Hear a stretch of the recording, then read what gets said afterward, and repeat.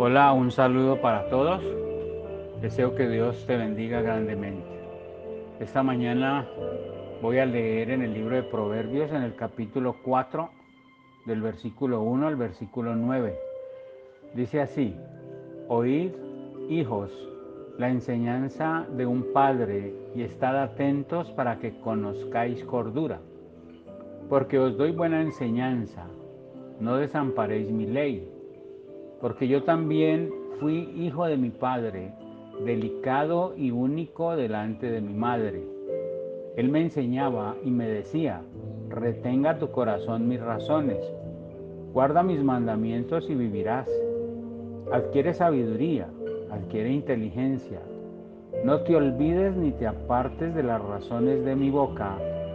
No la dejes y ella te guardará. Ámala y te conservará. Sabiduría ante todo, adquiere sabiduría, y sobre todas tus posesiones adquiere inteligencia. Engrandécela y ella te engrandecerá. Ella te honrará cuando tú la hayas abrazado. Versículo 9.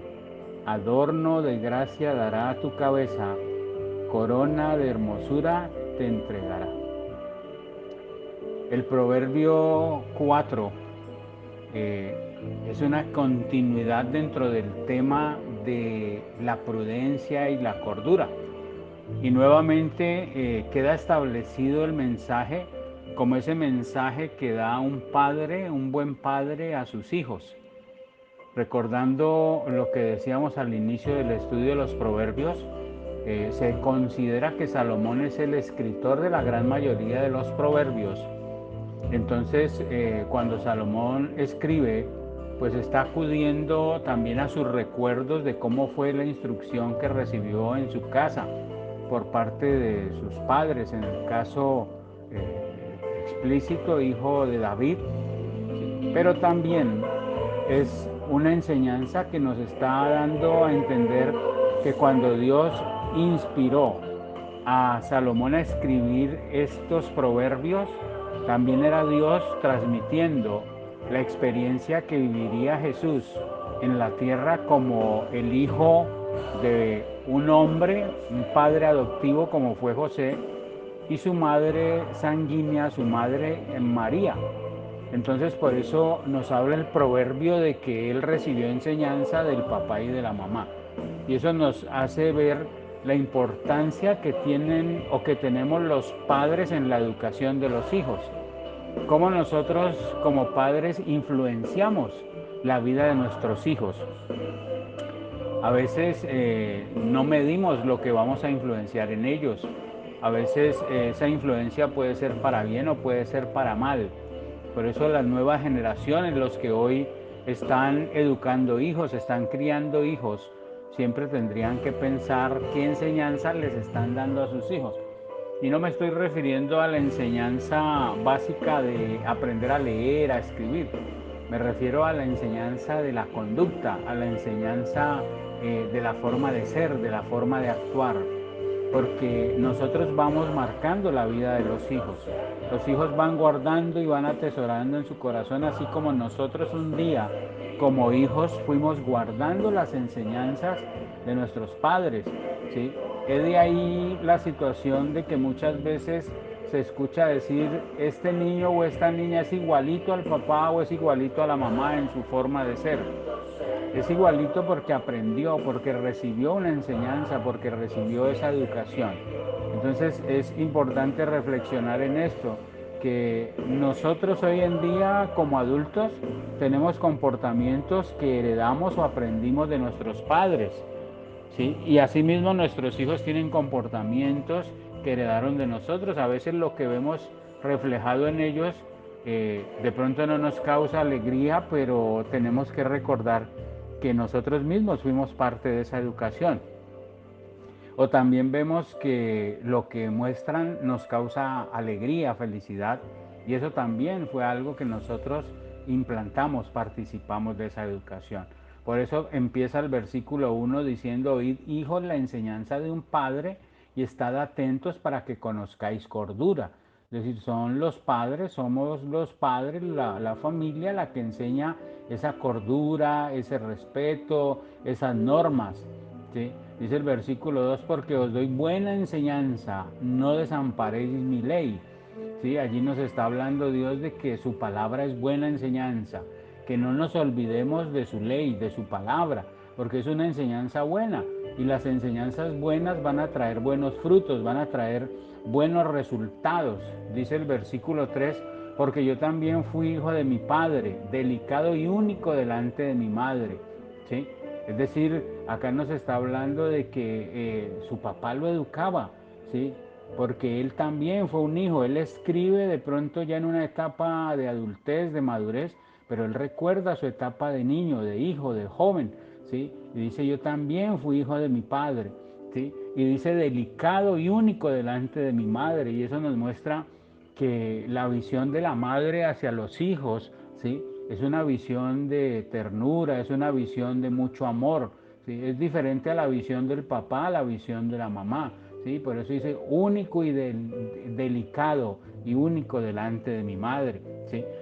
Si es Salomón el que está escribiendo, pues Salomón era un hijo muy apreciado para su mamá por toda la experiencia que había vivido, porque esta mujer que se llama Betsabé vivió una experiencia de haber perdido un hijo por causa de un error y entonces Salomón se convierte en un hijo para ella de mucho amor, de mucho aprecio. ¿Sí? Dice el versículo 4, y él me enseñaba y me decía, retenga tu corazón mis razones. ¿Sí? Retenga tu corazón mis razones. Es decir, guarda siempre los consejos, guarda siempre el consejo que te da Dios a través de la palabra. Guarda siempre esas buenas enseñanzas que Dios te da. ¿Sí?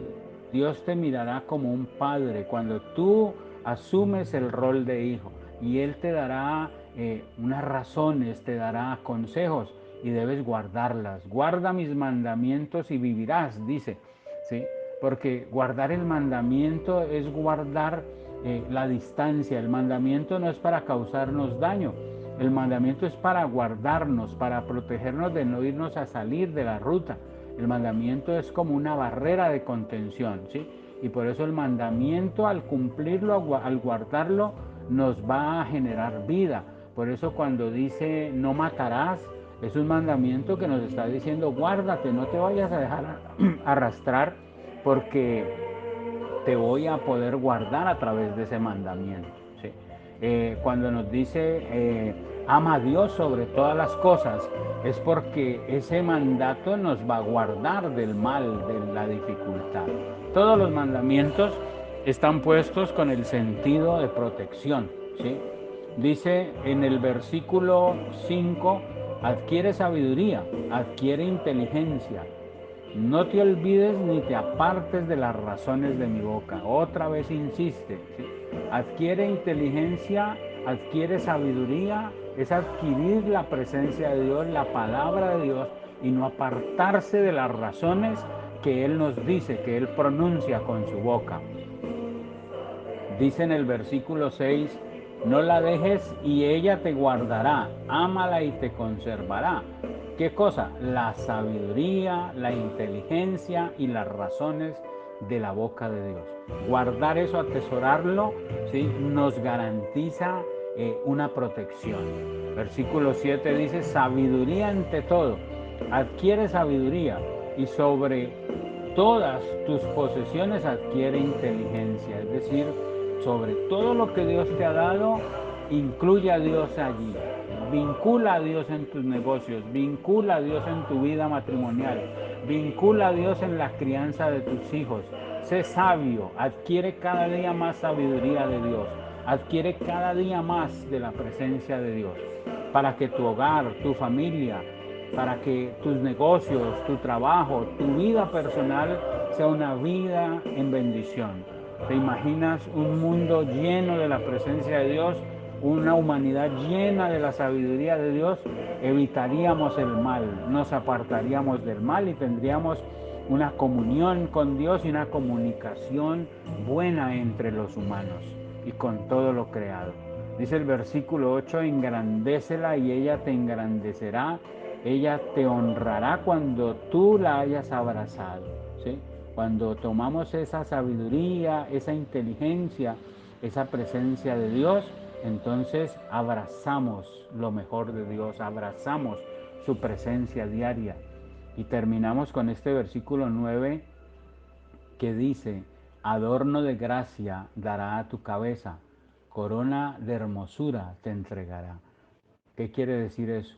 Que la persona que se llena de Dios, que tiene la sabiduría de Dios, que se deja guiar de Dios, que se deja orientar por Dios, que sigue los preceptos de Dios, que sigue la palabra de Dios, pues sobre esa persona recae una gracia especial, un favor especial de parte de Dios.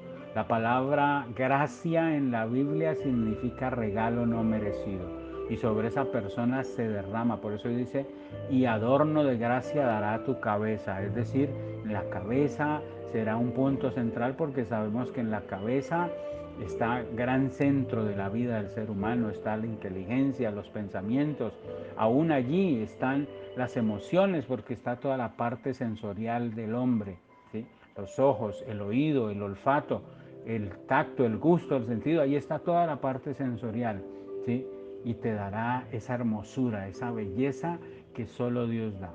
No es una belleza física, es una belleza espiritual, ¿sí? Aún la Biblia menciona que cuando Moisés subía a las montañas a estar hablando con Dios, a estar en esa presencia de Dios, dice que cuando descendía de las montañas, su rostro resplandecía y que era tan resplandeciente su rostro que tenía que cubrirse con algo porque los demás no podían soportar ese resplandor. Esa belleza es la presencia de Dios y esa es la belleza que Dios quiere darnos, que Dios quiere darte, quiere poner en tu vida. Así que practiquemos la palabra, pongámosla por obra, que no sea solamente una lectura, que no sea simplemente escucharla, sino que podamos ir más allá. Dios te bendiga, deseo que puedas disfrutar este proverbio, encontrar esa palabra y esa riqueza de Dios allí. Dios te bendiga grandemente.